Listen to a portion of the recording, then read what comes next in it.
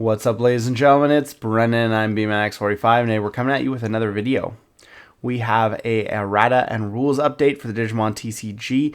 We were talking about the banned and restricted list yesterday when it finally came out. We had a few other things. The comprehensive rules manual and the effective rule revisions have both been updated. We didn't have a chance to look into those, so we wanted to bring those to you guys today.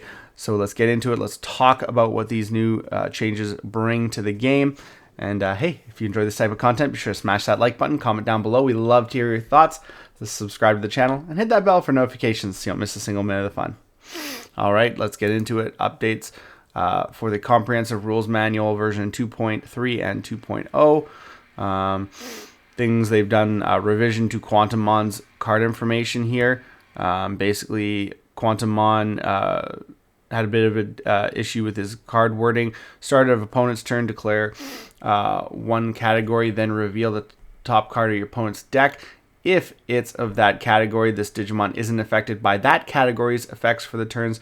Return the revealed cards to the top or bottom of your opponent's deck. Problem with that is if it's a Digimon category, he's a Digimon, so this Digimon isn't affected by that category's effects. So he's not affected by his own effect. So it made for some confusing wording. So what they've done here is they've added other than this Digimon's effects in the after card revision so that he can now be unaffected by those other Digimon effects, but that doesn't include his own effect because that was just confusing. There's also regarding the XX of this card is also treated as YY. So that's like the trait, or the name and stuff like that. The XX of this card / Digimon is also treated as YY. It's now going to just be a rule in all cases. And then same with the XX. You can include XX in your deck, like 50 cards of Eosmon or something like that. Is now going to be a rule. You can include 50 copies of this card number in your deck. Same with Agumon, the one that limits you from playing P Promo Agumon and RB1. That's also something that's going to be changed by that, or it's going to be a rule now. So basically, the explanation is before cards, information revision, since effects can't be activated in the breeding area, names, etc. aren't gained, and Digivolution can't be performed under Digivolution requirements using that name. Example, BT11 Garamon in the breeding area can't Digivolve into Numamon because he's treated as Numamon, but it's not a rule. But where you change it to a rule, it always applies regarding the card's location, so it can Digivolve based on the name. So that's good. And then the always applied effects of XX of this Digimon card is also treated as YY, and you may include up to XX in your deck. Effects were in the old text, so it was difficult to understand what state the text could be referenced, causing confusion among users. So we give you a list of cards like Thundermon, treated as Mamimon, treated as that. Yeah. Shoutmon King version, treated as Shoutmon. Garamon treated as Numamon. It's now a rule, right? So you got that in there. Megidramon treated as Chaos Gallantmon. The Kyubimon stuff from EX4 being treated as their counterparts. Terriermon Assistant treating as Terriermon. So a lot of different ones, treated as Kuriha and Nene, so they could be treated as separate tamers as well as together. I love Sistermon Noir. We don't even have Noir. Raremon's trait is also treated as having the cyborg type. That's one too. You got to watch out for. And then of course you have the Agumon card number, also treated as P009. Deck may not have more than 4 copies of this and the P109. So now it's a rule. And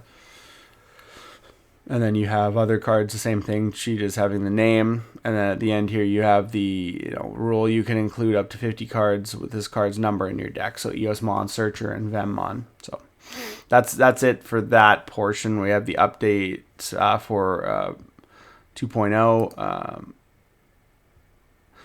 The main area of the game, the field. The area containing the breeding area and the battle area will be referred to as the field. The breeding area and the battle area will accordingly be considered parts of the field When the field is specified, it will include both of these areas. However, the rules regarding the breeding area and the battle area will remain unchanged. So now they're basically just creating a bigger area. They're creating the breeding area and the battle area, and they're just the field, which does not include the deck or the trash. Those are like almost alternate dimensions. It'd be cool to see if we ever get like a banished zone, like removed from the game, removed from play. So many other games have that. Like they start out by like, here, let's make a place where we're gonna remove cards from the game so that you can't even use to get them back out of your trash, because that's really common and prevalent in decks now. And then after that, they'll like create decks where you actually like play it from the banished area. I know it was removed from play in some games, banished, I believe, in Yu-Gi-Oh! I can't remember if it's banished or not, but yeah, it'd be so cool if we got a banished zone. But I digress. Overflow rule change. The rule for overflow has been changed from as this card would move from the battle area or under another area, lose X memory, to now as this card would move from the field or from under a card to another area, lose X memory. So what they've done here is before the rule changed, if you had this, and I don't know how this is possible, I'm assuming the only way this is possible is with the Dark Masters kind of play style. When a Digimon with overflow in the breeding area is trashed, it is moved from the breeding area to the trash, therefore overflow isn't processed. But if it's in the breeding area under a Digimon, so if a Digivolution card in the breeding area with overflow is trashed, it moves from under a card to the trash, therefore overflow is processed. So in the breeding area, it was processed only one way. Because it wasn't on the battle area, if it was the top card and it was trashed, you didn't pay overflow. But now after the ruling changed to make this basically instead of battle area, it's now the field, which includes the breeding area. Now both overflows are processed. So that's why they did that. Simultaneous triggering while with ruling checks. Some of the rules for simultaneous triggering have changed with the addition of the following rule. When an effect triggers during processing for a single action, such as a triggered effect, Digivolution, or card play. When an effect triggers due to a rule check, the effects are considered triggered simultaneously. In the previous version of the rules, the processing procedure would differ from the normal procedure only when a DP reducing effect was involved, causing confusion among players. So you can consider the situation where Flame Hell Scythe would reduce a Digimon's DP with an on-deletion effect by 6,000 as DP becoming 0, and then the effect plays a Digimon with the on-play effect from the trash. So before the rule change, the on-play effect is triggered by Flame Hell Scythe's effect. If the rule check immediately afterwards deletes a Digimon with the on-deletion effect and 0 DP, the on-deletion effect is triggered after the rule check and takes priority in the effects to be resolved. So player priority is usually a thing. If a rule check happens, so the rule check being that your Digimon, your opponent's Digimon is now at 0 DP and can no longer live on the board, it would be deleted first, and then the on-deletion ability would happen first after that, after the rule check, and takes a priority before the on-play effect. After the rule change, the on-play effect is triggered by Flame Hell Scythe, and if the rule check immediately afterwards deletes the Digimon with the on-deletion effect and 0 DP, the on-play effect and the on-deletion effect trigger simultaneously, which could be interesting for play because now your opponent could potentially disrupt your on-play with something that they were going to do with their on-deletion, but now they can't because it's happening at the same time. So they don't have time to, you get to choose your Digimon at the same time as they activate their on-deletion effect, so you can't really, you can't go after the card they might be playing with Flame Hell Scythe. So counter timing. Counter timing rules will be changed as follows. The counter timing is the timing when a non-turn player counter effect triggers. In the previous version of the rules, the counter timing used the following procedure.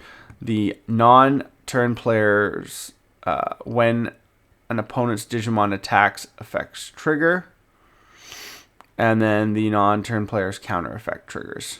Okay, so if they had any, like, when an opponent's Digimon attacks, yeah, basically. However, in such situations, only when an opponent's Digimon attacks effects would trigger at timings different from the timings shown on the cards. This resulted in hindrances in gameplay and required players to know in advance that only when an opponent's Digimon attacks effects would trigger at different timings.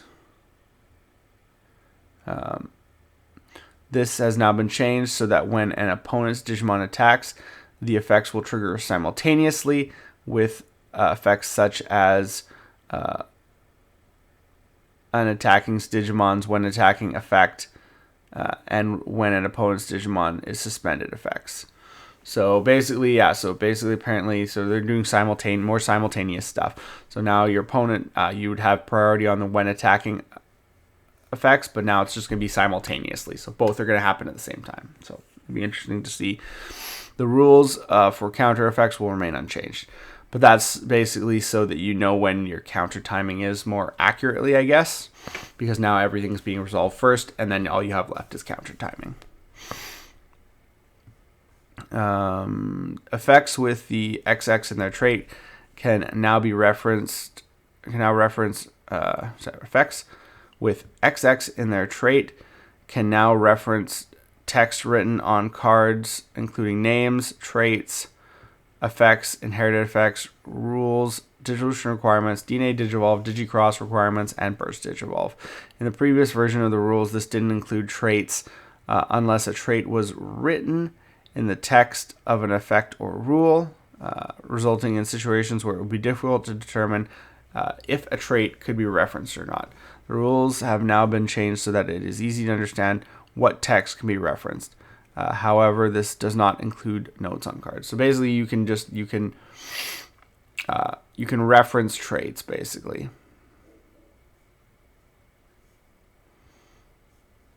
Yeah, effects with the XX. Yeah. So if you're looking at an effect and you need to reference something, you can reference the traits of the Digimon card, is basically what that's saying. Tokens, changes have been made regarding the preparation of tokens. The rules for preparing tokens cards are as follows. Token cards can be included in a deck or Digi-Egg deck. Token cards must be cards that show their display format so they can suspend and unsuspend. When using a token, you don't have to declare an effect to be used with the token in advance. The card information specified in the effect does not have to be written on the token card. Even if the card's information is written on a token card, it is considered to be a card with card information given to it by an effect. So you don't need any of that. Like Diaboromon token doesn't have to show you it's a Diaboromon token. It's just got to be like something you can play and can suspend, basically. Token cards can now be prepared even if your deck doesn't have any cards that use tokens, so you can fake out your opponent. I got tokens, but I'm not playing a Diaboromon deck. In addition, the rules for tokens used in the game have been changed as follows. Yeah. The number of tokens is always public information. Tokens can't digivolve. Cards can't be placed under tokens. And when a token is removed from the field, is removed from the game instead of placing it in a different area. The rules stating that tokens can't digivolve and some other rules remain unchanged, but the one change will be included. A token will be removed from the game if it leaves the field. When an effect such as BT12, a Restore Digimon Superior Mode effect, would be used to place a token under another Digimon or Tamer, the token is removed from the game instead. So tokens, they don't go to the trash. They don't go under other cards. They just get removed. So, moved from the game. Banished. Maybe you'll have to call it. It'd be something cool if they create a banish zone. It'd be like the digital void or something like that. Set it to the digi void. Be interesting. Yeah, but that is it, guys. That is the changes to the game. One thing I noticed here is that when you go to the the rules thing here, the Q&A. We still don't have BT17, you guys. Where is BT17 Q&A? Come on, Bandai. You did all this rule stuff and you completely forgot that you haven't added that yet. You're like a month behind now, but we'll see. We'll wonder if we'll ever get our BT17 Q&A, or if they've just given up on that. It's like, you guys can figure stuff out now. We're done explaining stuff to you. But anyways, that is the changes. Fairly straightforward, just making everything more concise and consistent. I think it's a good change. The simultaneous thing is interesting. That's going to be, I think, probably a little bit challenging, but hopefully it will do what they want it to do, which is create less overall confusion about the order of effects. Although simultaneous activation, I think, can lead to some situations that might not be favorable in certain decks. Some decks want to activate before or after, so simultaneous activation is kind of interesting, but we'll see how that goes. But looks like that's all the time we have for this video. Thank you very much for tuning in. We hope to see you in the next video. As always, have a wonderful day, and that's all for now, folks.